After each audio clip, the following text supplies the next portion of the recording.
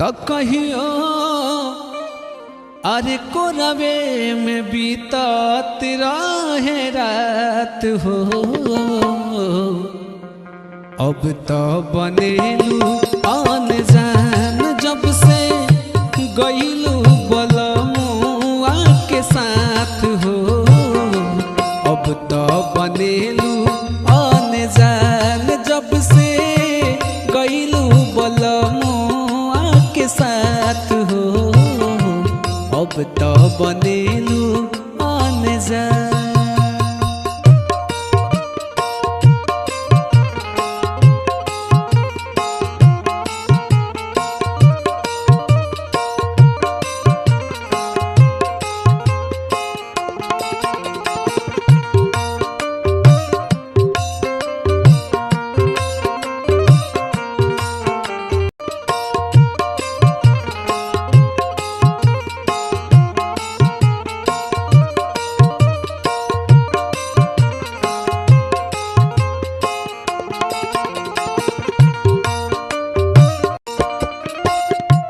दिलवा पहात धोके मनवा से पूछ अपना चाहेलू कि ना तू अपने बनावल घरे अपने से बोला गोरी ढाहेलू कि ना तू।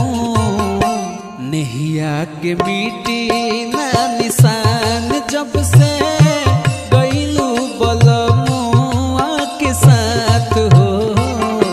तब से बनेलू आन जान जब से गईलू बलमुआ के साथ हो।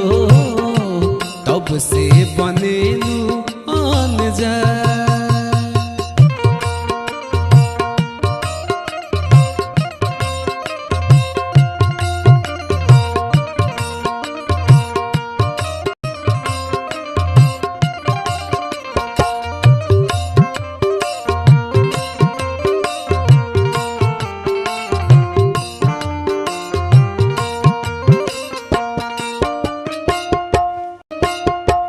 पंकज के प्यार पाके भूल गईलू जान तू तो कईलू बड़ घात हो।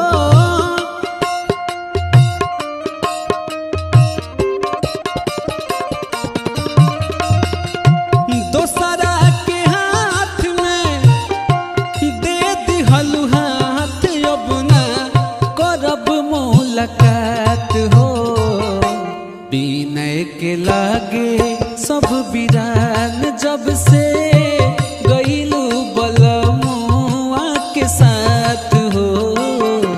तब से बनेलू आन जान जब से गईलू बलमुआ के साथ हो। तब से